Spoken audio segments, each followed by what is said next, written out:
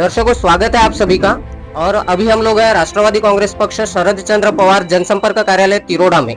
और इस जनसंपर्क कार्यालय में राष्ट्रवादी कांग्रेस पक्ष शरद चंद्र पवार पक्ष के पदाधिकारियों एवं कार्यकर्ताओं की आज तारीख 20 सितंबर को एक बैठक आयोजित की गई है। इस बैठक में बड़े ही भारी संख्या में राष्ट्रवादी कांग्रेस पक्ष शरद चंद्र पवार पक्ष के पदाधिकारी एवं कार्यकर्ता उपस्थित है। और हमारे साथ में है राष्ट्रवादी कांग्रेस पक्ष शरद चंद्र पवार पक्ष के युवा नेता रविकांत जी बोपचे।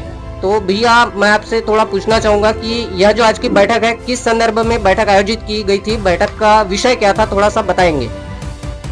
नमस्कार।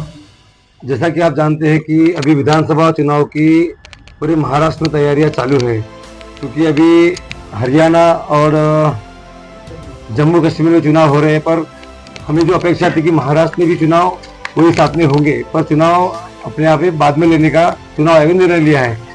अभी हमें आने वाले टाइम पे ऐसा लग रहा है कि चुनाव की जैसे तैयारियां चालू होगी, उसमें सभी मतदाताओं से हमारा संपर्क करना जरूरी है। हम विगत 5 वर्षों से लोगों के बीच में हैं, जनसंपर्क में हैं, काम भी कर रहे हैं, पर मुझे ऐसा लगता है उतना ही काफी नहीं है। हमको चुनाव के टाइम पे फिर भी जनता के आशीर्वाद को जाना पड़ता है। इसलिए हमने जो 5 साल में लोगों के साथ जनसंपर्क में रह के जो काम किया है, उसका आढ़ावा लेकर हम जनता के बीच में जाएंगे। जनता से आने वाले विधानसभा चुनाव के लिए हम आशीर्वाद मांगने वाले हैं। इसलिए एक परिवर्तन, इस नाम से परिवर्तन जन आशीर्वाद यात्रा आने वाले 23 तारीख से अपने ग्राम सित्तेपार, जो है हमारे चुनाव मतदार संघ का लगभग आखिरी गांव है, वो सित्तेपार, वहां के हनुमान मंदिर से हम जन आशीर्वाद यात्रा का शुभारंभ करने वाले हैं।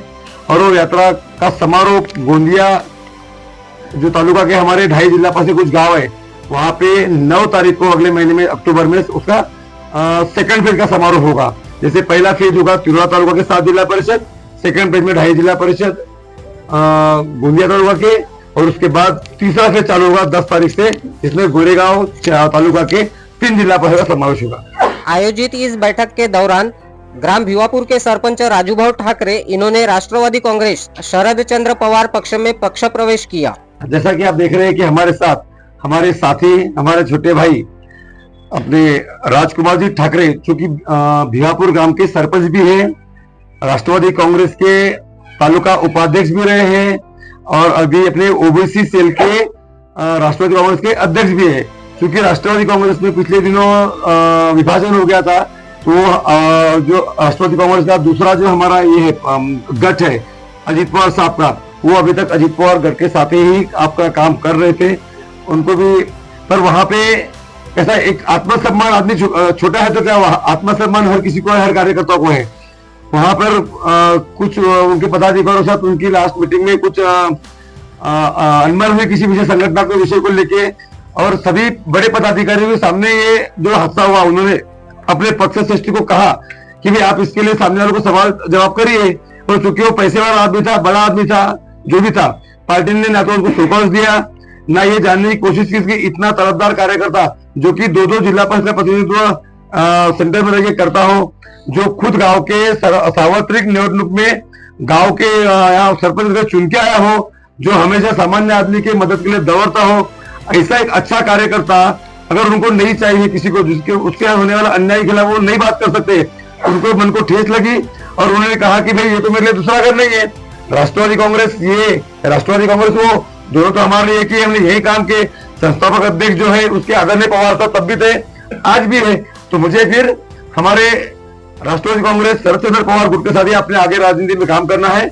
जहां किसी कार्यकर्ता का, छोटे कार्यकर्ता का सम्मान नहीं है, वहां मुझे नहीं रहना है, ये उन्होंने विचार किया है। और आज वो आप सबके समक्ष, मीडिया के समक्ष मैं बताना चाहता हूँ कि वो अभी हमारा तुतारे जो सिंबल है, हमारा तुतारे बजाने वाला मानुष, इसका दुपट्टा पहन के पूरे जोश होश के साथ वो अभी राष्ट्रवादी का हमारे आने वाले विधानसभा चुनाव में महाविकास आघाड़ी के उम्मीदवार के लिए काम करने की उनकी तैयारी है।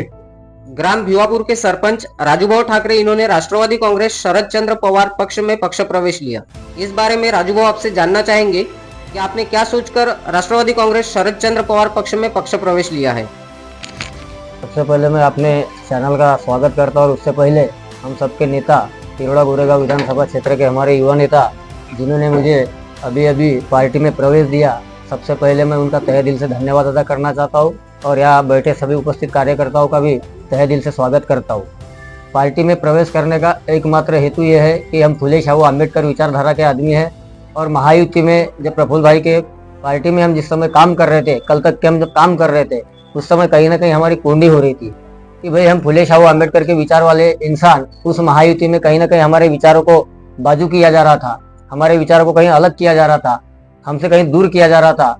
और दूसरी बात, इस तिरोड़ा विधानसभा क्षेत्र का एक विकसनशील पुरुष के रूप में हम आदरणीय रविकांत जी बोपचे को देखते हैं, क्योंकि अपन पिछले विगत 10 वर्षों से देख रहे यहाँ का राजकारण, यहाँ का विकास के नाम सिर्फ कागज पे है और कागज पे विकास हमको देखना नहीं है। आने वाले दिनों में रविकांत जी बोपचे के स्वरूप में हमको इस पूरे तिरोड़ा गोरेगांव विधानसभा क्षेत्र का सर्वांगीण विकास किस प्रकार से हो और किस प्रकार से करेंगे, और सुनिश्चित है कि रविकांत जी बोपचे ये तिरोड़ा गोरेगांव विधानसभा क्षेत्र का पूर्ण रूप से एक विकास करेंगे। ये हम सबको मतलब यहाँ पे हमी भी है, ख्याति भी देते हैं हम उसकी, और वो करके रहेंगे क्योंकि वो एक एक्टिव नेता है। 5 साल से इस क्षेत्र में वो कार्यरत है। चुनाव हारने के बाद में मैं बहुत सारे नेता देखा हूँ कि अपनी अपनी जगह ले लेते हैं, लेकिन रविकांत गुड्डू बोपचे एकमेव नेता तिरोड़ा गोरेगांव विधानसभा में मुझे दिखते हैं कि वो पिछले विगत 5 सालों से हारने के बाद में जनता के बीच में जनता की सेवा करते हैं।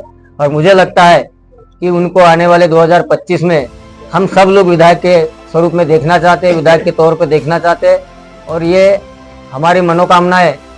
आप सब लोगों का आशीर्वाद, कार्यकर्ताओं का आशीर्वाद, इन सबका आशीर्वाद गुड्डू भैया के पीछे है और आने वाले 2025 में गुड्डू भैया यहाँ के एमएलए रहेंगे, इसमें कोई संदेह नहीं है।